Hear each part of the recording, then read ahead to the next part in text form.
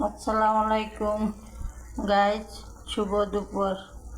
আজকের আমার রান্না হচ্ছে দুন্দুল দিয়ে ইলিশ মাছ।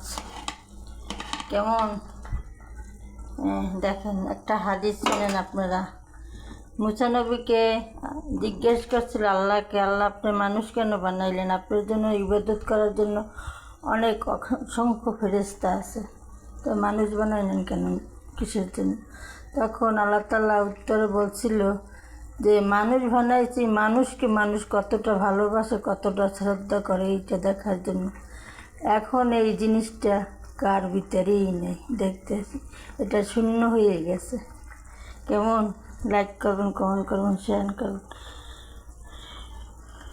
হচ্ছে কি হচ্ছে কি হচ্ছে কি হচ্ছে কি দেখেন দেখেন দেখেন দেখেন দেখেন, কি যাচ্ছে যাচ্ছে যাচ্ছে, অনেকগুলো চলে যাচ্ছে। এই মহিলা, এত কথা বলো না, আমি আছি অনেক মুডে।